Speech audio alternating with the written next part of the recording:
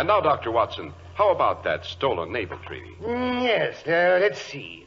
One July morning, it was the July which immediately succeeded my marriage, I received a communication from an old school friend, Percy Phelps. Percy's mother's brother was Lord Holhurst, the great conservative politician.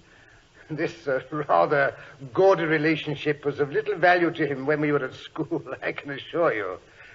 However, the letter seemed to be fairly urgent, so I hurried around to Baker Street. I found Holmes in his dressing gown, plunged in the middle of a chemical investigation.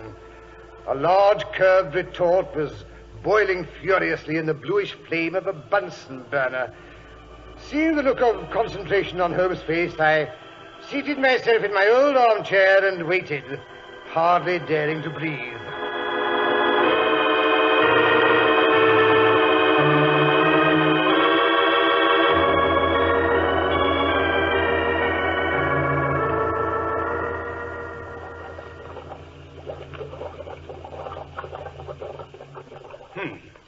Most enlightening.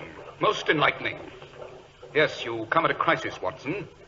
If this slip of paper remains blue when it touches the solution, all will be well. If it turns red, it means a man's life. I say... Shh, don't interrupt, Watson. This is the crucial moment. Now watch carefully.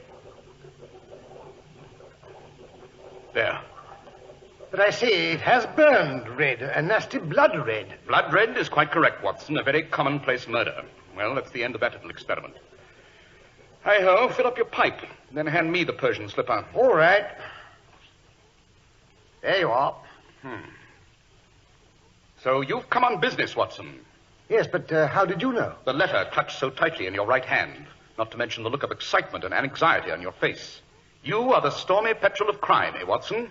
What is it? This letter, it came in the morning mail. Read it to me, that's a good chap. It's from an old schoolfellow of mine. I haven't seen him for years. Yes, but what does he say? The letter is headed Briar-Bray, Woking. My dear Watson, I trust you still remember Tadpole Phelps, who was in the 4th form when you were in the 3rd. You may even have heard that through my uncle's influence I obtained a good appointment at the Foreign Office where I was in a situation of trust until a horrible misfortune suddenly blasted my career. Do you think you could persuade your friend Sherlock Holmes to come down here to help solve this terrible mess? Assure him that the only reason I have not asked his advice sooner was because I have been completely off my head for 9 weeks. I am still so weak that I have to write by dictating, as you see. Your old schoolfellow, Percy Phelps. Let me see that letter. Doesn't tell us very much, does it? Oh, hardly anything. Yet the writing is of interest. But it's not his own. Precisely. It's a woman's. But it looks like a man's. No, it's a woman's, and a woman of unusually strong character. It's always interesting to know that your client is in close contact with someone who, for good or evil, has an exceptional nature. Yes, my interest is already awakened in the matter. Then you will take the case? The next train for Woking leaves in exactly 43 minutes. Hurry, Watson, or we shall miss it.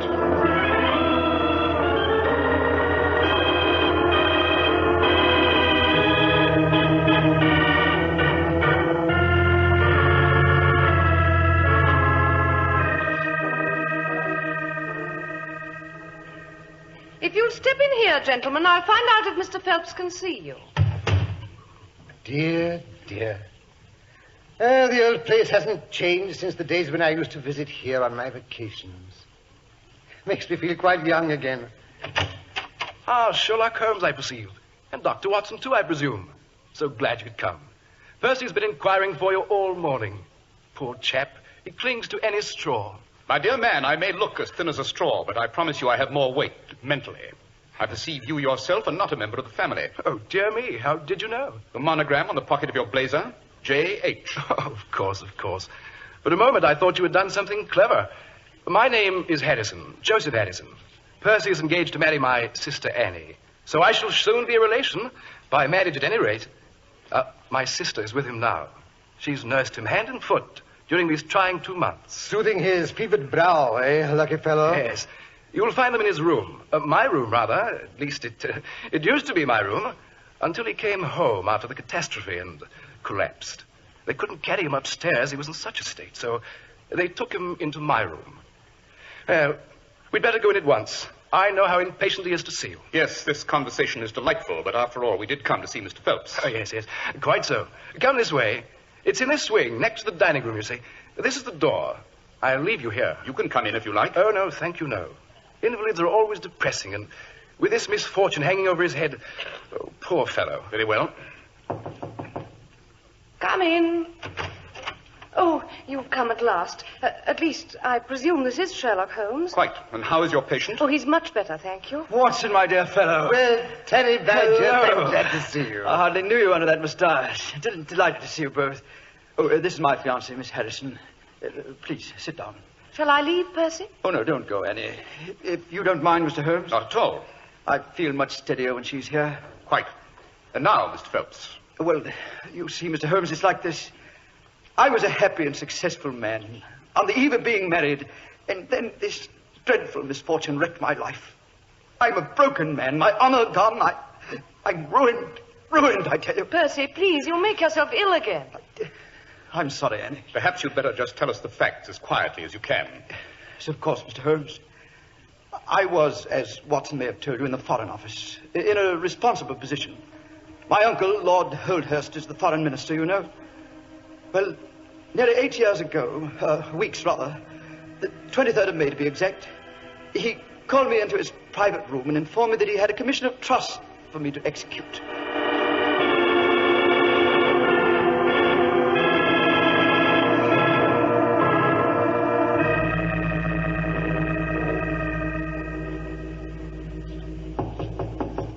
Come in. Come in. Oh, it's you, Percy. Anyone out there in the hall? No, sir. Good. Come in and lock the door. Now, come over here. I want to make sure we can't be overheard. That's it. What's up, Uncle Bert? You look tremendously solemn. It's a solemn matter, Percy. You see this piece of paper? It's a secret treaty covering our naval situation in the Mediterranean. Harmless enough in itself, but a bombshell if it should fall into the hands of, well, a certain government. You mean? The very walls may have ears, Percy.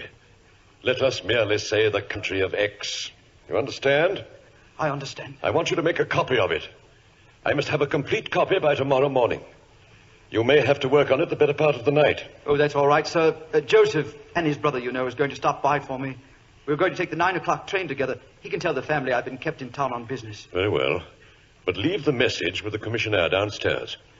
I don't want anyone in your room when you're copying that document. Very good, sir. When you've finished, you can put the document and the copy in my safe. You know the combination, I believe? Certainly. That's all, Percy. But don't forget, you hold the peace of Europe in your hands. I won't forget.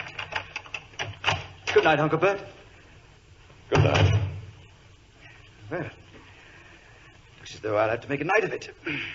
Oh.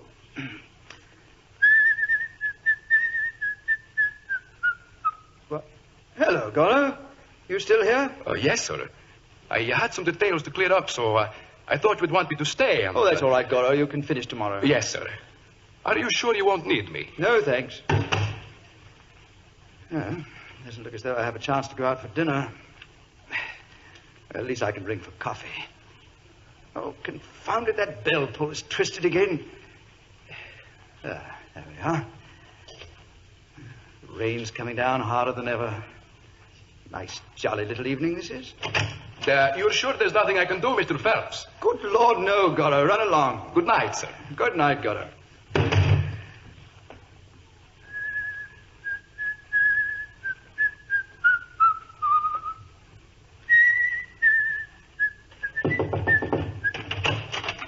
Hello. Who in thunder are you? I'm the commissioner's wife, sir. What's more, I'm the char lady around here. The char lady? Oh, I see. I don't believe I've ever had the pleasure of making your acquaintance before. No, sir, that you haven't. If you mean what I think you do. Oh, would you inquire if your esteemed spouse would spare me a cup of the excellent coffee he keeps hot for any pay slaves of the Empire who are obliged to work at night? You mean Herbie should bring you up a cup of coffee? Yes, please. I'll see what I can do about it. Yes, use your influence. Well, now, let's have a look at that treaty. Great Britain, Triple Alliance. Yes. French fleet. Complete ascendancy.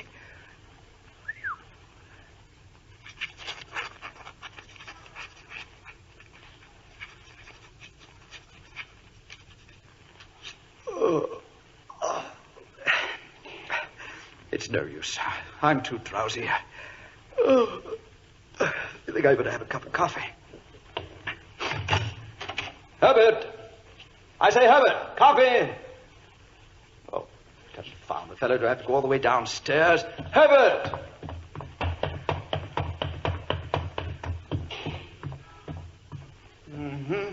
Fast asleep.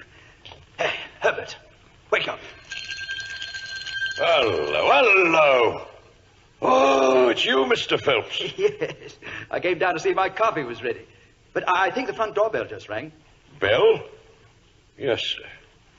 But if you was here, who rang that bell? What bell? I told you it was the... It's the bell of the room you was working in, sir. Great thunder, my bell, but there's no one up there. The treaty. Oh, good heavens, I left it on the table. Quick, Herbert, we've got to get up there. Something terrible is happening. What? Oh, no, don't run so fast, sir. Pray God, it's not too late. Oh, wait, I'll open the door. Stand back, Herbert. They may be armed. I've got my army revolver. What? There's no one here. What? Look, the treaty. The treaty's gone. Oh, who could have taken it? No one's been in the front way tonight, sir. And there was no one in the rooms but yourself. My wife says so. Then he must have come up the stairs from the side door and slipped out that way, too. Get after him, Herbert, quickly. It may not be too late.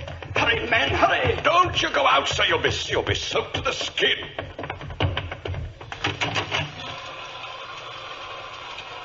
There's a policeman on the corner. Maybe he's seen something. I say, Bobby. Yes, sir? There's been a robbery in the Foreign Office. Has anyone passed this way? We're standing here a quarter of an hour, sir, and only one living soul's passed in that time. Who was it?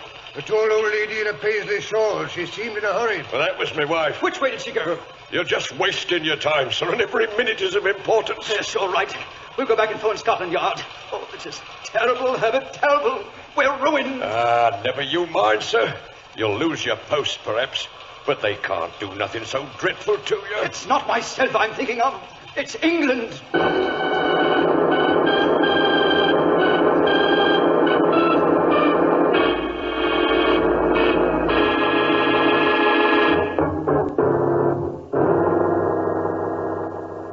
Well, officers from Scotland Yard were waiting for the charwoman when she got home. And what did they find? Nothing, absolutely nothing.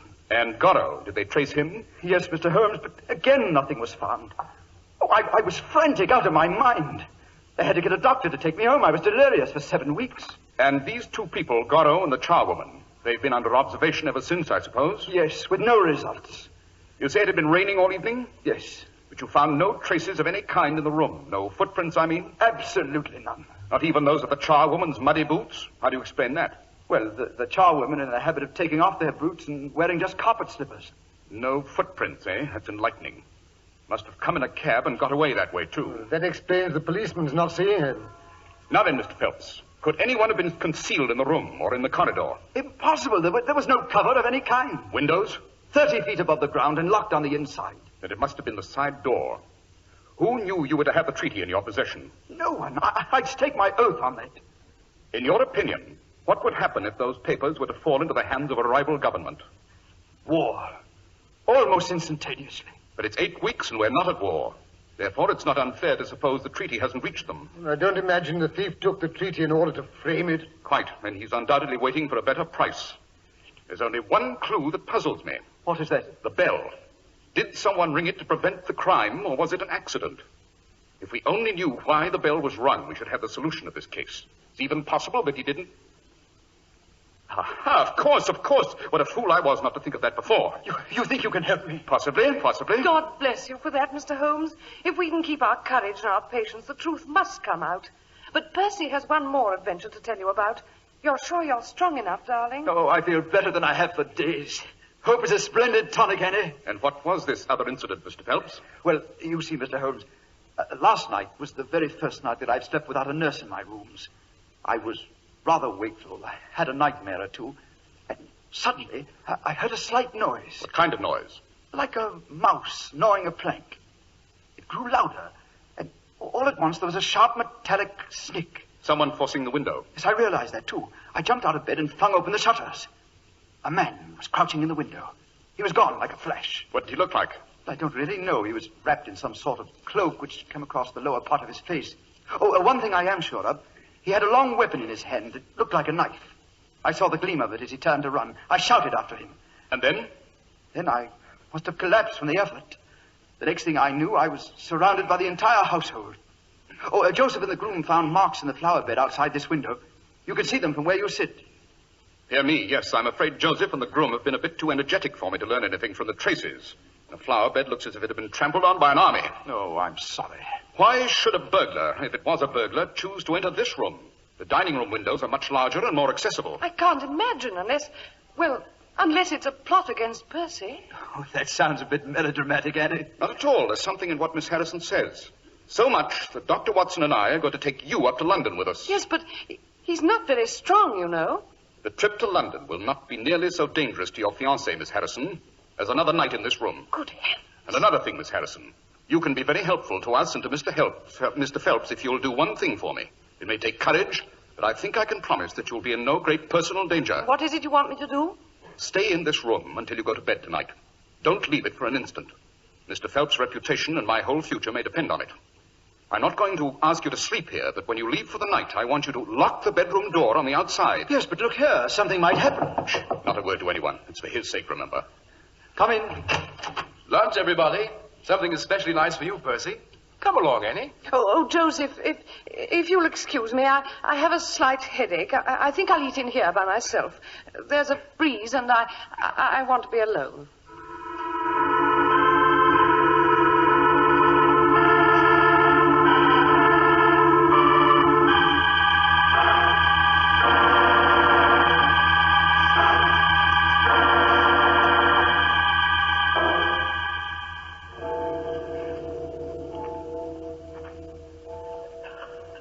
I can't say I enjoy cross-country walks in the middle of the night, Watson. I thought we were going back to London. That's what you told everybody. We get on the train with Percy and the nurse, and then we get off at the next station and leave Percy and the nurse to go up to London alone. It doesn't make sense. Stop fussing. He'll be all right. I sent him on to Baker Street. With any luck, we should be there ourselves in time to have breakfast with him. Yes, but why sneak back to Briarbrae like this? Not so loud. There's the house now. You can see its gables in the moonlight. Follow me here, through the hedge. Yes, but why the hedge when the gate's open? Not so loud. We've got to get as near to the house as possible without being seen. I say there's quite a mist rising. Ghostly-looking white strips of it over there in the meadow. I say, look. The lamp is still lit in in Joseph's room. Miss Harrison must have kept her promise. Shh. Yes. There she is, reading a book. Now she's put it down. She's picking up the lamp. I say, Holmes, she must be getting ready to go to bed. Quite possibly, Watson. I only hope she doesn't forget to lock the door on the outside. There she goes, to the dining room. Now the light's gone. I say, the mists are creeping up from the meadow, aren't they? If only the thief doesn't wait until they blanket the house. Look. The service door is opening. Excellent. I didn't think he'd wait very long. There he comes out into the moonlight. He's wearing a long black cape. You can't see his face. He's forcing the window. He's got it open. He's climbing over the sill. We must get closer so we can see. I see he's lighting the candles on the mantel. Look, he's pulling back the rug. In the floor, I thought so. He's lifting up a board. Now then, Mr. Joseph Harrison, be good enough to hand over the papers you've just removed from that hiding place. Look out, Holmes, he's got a knife.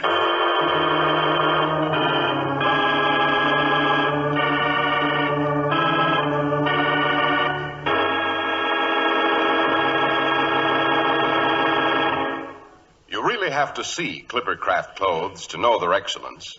And it's easy enough to see them right at your own local independent store. You have to see them because such superlatively fine quality sold at such low prices amazes even the experts. Suits are only $40 and $43.75. Top coats and overcoats are only $40, and sport jackets only $25. The fit is beautiful, the woolens are long-wearing, the tailoring is really superb. The famous Clippercraft plan makes this sheer magic possible, concentrating the buying power of 924 leading stores across the nation, giving you the savings from this group buying at the store you trust. Selling expensive clothes at inexpensive low prices at the nation's finest independent stores is the great big idea behind the Clippercraft plan. That's why men who know insist on Clippercraft clothes. So be sure to visit the Clippercraft store in your city. The leading stores in the metropolitan area that bring you Clippercraft clothes are Saks 34th, Broadway at 34th Street, Manhattan, Abraham and Straus, Brooklyn, the Boulevard Men's Shop, Kresge, Newark, New Jersey, and the B&B Clothes Shop, 16408 Jamaica Avenue, Jamaica. These great, courteous, and friendly stores are proud to add their names to that of Clippercraft in the label of your suit, top coat, sports jacket, and overcoat.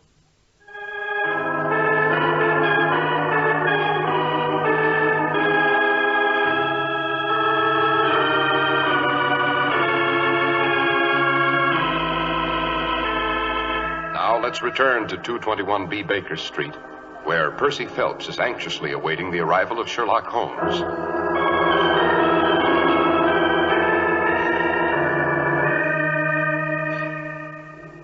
But it's almost 9 now, Mrs. Hudson, and Holmes said they'd be here for breakfast at 9. Now, don't you worry, Mr. Phelps. If he says he'll be here for breakfast, he'll be here. It's when he don't say, that's when you don't know whether it'll be breakfast or supper he'll be wanting next. What did I tell you? Here they are now, driving up in a handsome cab. There's the front door, and it's 9 to the second. Good morning, Mrs. Hudson. Good morning, sir. Breakfast is on the table, piping hot. But I say, Holmes, you've been wounded. Your hand's all tied up. Just a scratch. Breakfast. 3 covered dishes. Splendid. And plenty of steaming coffee. Excellent. Did you... I mean... Come. Business can wait until after breakfast. You look as if you needed a bit of nourishment, Mr. Phelps. Well, I'm really not very hungry. Well, we are, aren't we, Watson? I'm ravenous. Aha! What's this? Curried chicken. And, this? Ham and eggs. Better and better. Which will you take, Mr. Phelps? Thank you. I couldn't touch a thing. Oh, come, try the dish before you. I'd rather not, really. Well, then, I suppose you have no objection to helping me. Let's see what that dish contains. Certainly. What? It's papers. It's the naval treaty. The naval... Oh, God bless you, Mr. Holmes. God bless you. You saved me and you've saved England. Don't mention it, my dear chap. Don't mention it.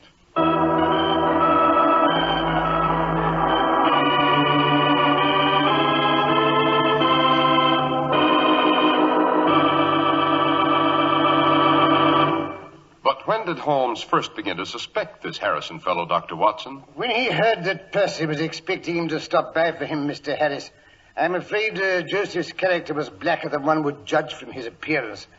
We learned later that he had lost heavily in dabbling in stocks. And he thought he could turn the treaty into money. Yes. Besides, no one but Joseph could be so anxious to get into that bedroom because no one but Joseph could have concealed anything there. Also, the attempt was made the first night the nurse was out of the way.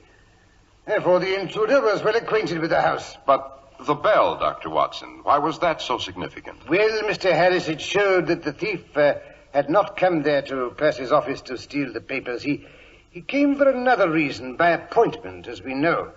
He rang the bell and then happened to see the papers. Dr. Watson, was he convicted? No, the case was never brought to court. It would have been too ticklish a position for the Foreign Office. He was advised, however, to get out of the country and stay out. And did Percy marry the sister doctor? He did. And to this day, I don't believe she knows why her brother never returns to England. My, that was an exciting case, Dr. Watson. And now, what story are we to have next week? Well, let me see. Next week, I think I'll tell about the Cornish horror, or the cradle that rocked itself. The cradle that rocked itself? Yes, Mr. Harris, the rocking cradle was supposed to indicate that someone in the Trevining household was about to die. As a matter of fact, there were 2 deaths, and another that Holmes... Well, suppose I leave that till next week, eh?